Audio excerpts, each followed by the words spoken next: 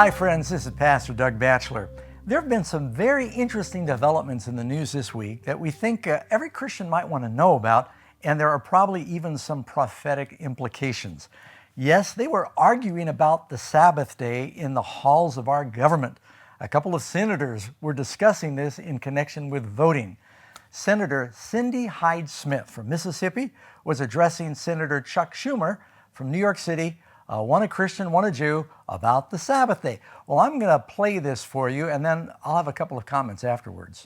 He was wondering why on Sundays Georgia would not participate in an electoral process of gathering signatures of registration and things on Sunday, and I would just like to respond to that. Georgia's a southern state just like Mississippi. I cannot speak for Georgia, but I can speak for Mississippi on why we would never do that on a Sunday or hold an election on a Sunday.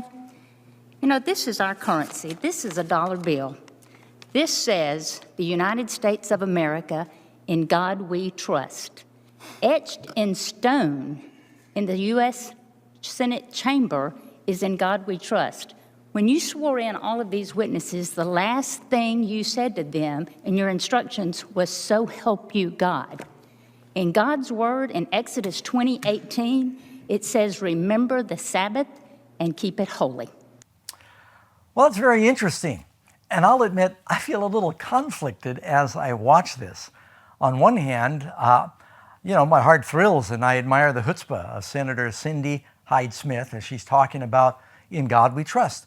And I think she's correct that our government was founded with the understanding that we are a moral people with both a Judeo-Christian background.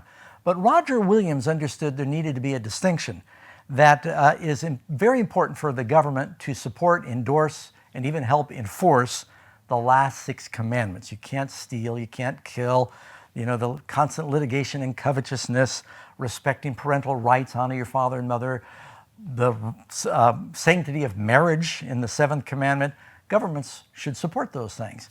No government should be legislating who God is, when to worship Him, how to worship Him, what His name is, namely the first 4 commandments.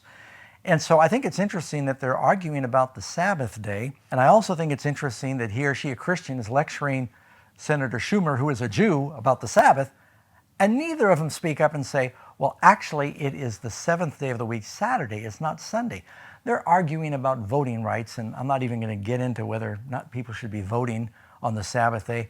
I just think it's interesting that in the last days, we know that there's going to be ongoing discussion in the halls of government about what the true Sabbath is. And ultimately, there are going to be laws about this.